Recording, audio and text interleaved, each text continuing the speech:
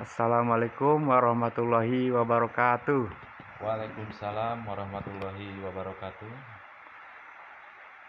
Dalam kesempatan kali ini, saya bersama saudara saya, Bang Eng, ada di Geria Pasulukan, Sumedang.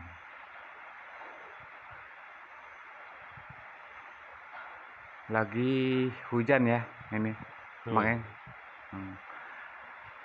Daripada kita eh, melamun, nggak ada kerjaan, nggak ada salahnya kita berbincang-bincang tentang ilmu ketuhanan ya.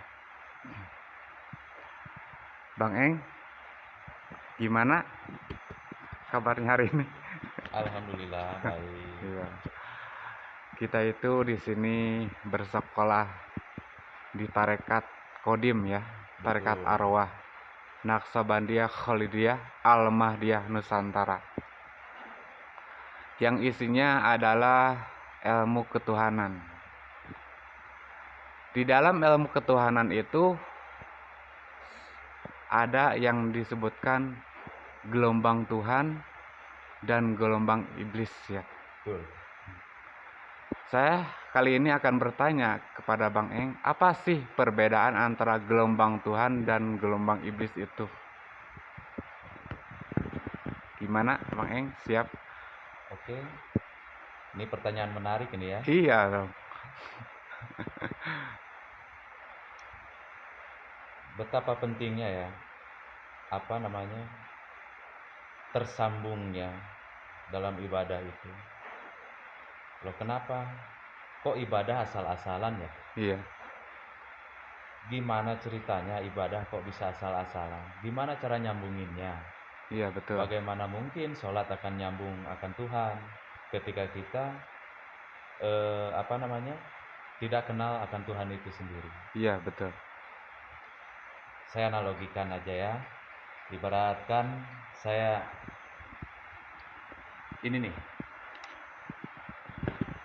ketika mic ini Iya, tidak bisa nyambung atau cara menyambungkannya, bagaimana cara menyambungkan mic ini dengan Bluetooth sama speaker itu? iya, Gak mungkin dong kalau tidak tahu kiblatnya ke salon ini, iya. gak mungkin bisa nyambung, betul nggak? Betul dong. Nah, makanya pentingnya berkiblat itu untuk menyambungkan gelombang dan frekuensi Tuhan itu sendiri. Kalau tidak tahu kiblat kita kemana, mungkin nggak nyambung akan Tuhan itu. Gak mungkin dong. Nah, tapi ketika kita tahu kiblat kita kemana, kita kenal sama Tuhan kita, pasti mudah sekali menyambungkannya, mana gelombang Tuhan itu sendiri dan mana bukan gelombang Tuhan. Jadi harus ada kiblatnya ya. Betul. Betul Nah, sekali itu. Pentingnya berkiblat itu supaya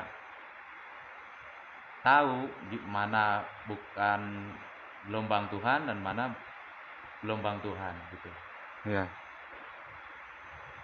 Saya sangat menarik ada kata-kata kiblat di sini.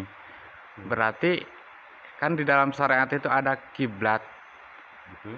Kiblat untuk beribadah kita kepada Ka'bah ya di dalam syariat. Berarti itu yang disebutkan ibadah fisik ya, menghadap kita ke arah kiblat. Nah, dalam sekolah ketuhanan ini saya dengar ada kiblat rohani ya. Mungkin dengan kenalnya kepada kiblat rohani kita akan bisa membedakan gelombang Tuhan tersebut ya. Betul. Nah, jadi untuk teman-teman semua yang ada di studio atau di luar studio, kita perlu menemukan kiblat rohani tersebut, betul? Betul. Nah, di manakah kiblat rohani tersebut?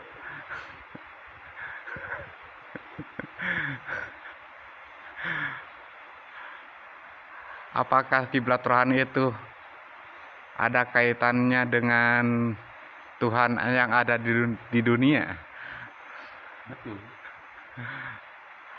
Nah, saya menemukan satu ayat dalam kitab Mushaf Al-Quran yang bunyinya wapis sama ilahun wapil ardi ilahun, yang artinya di langit ada Tuhan, di bumi ada Tuhan.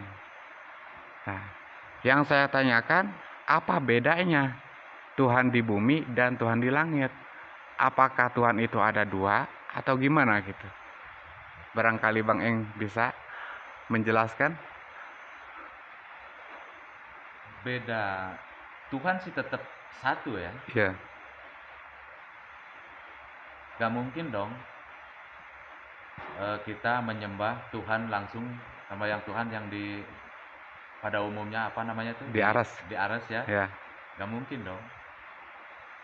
Bayangkan aja, kita nih logika aja ya.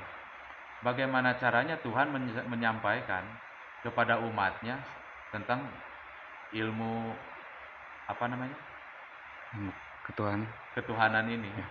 Gak mungkin dong bicara langsung. Tuhan itu pasti lewat apa namanya Seorang utusan, seorang utusan Rasul itu ya. Iya, gak mungkin Allah yang di atas itu, karena jaraknya juga gak apa namanya Tak terhingga. terhingga kan Iya. gitu. Makanya pasti Tuhan itu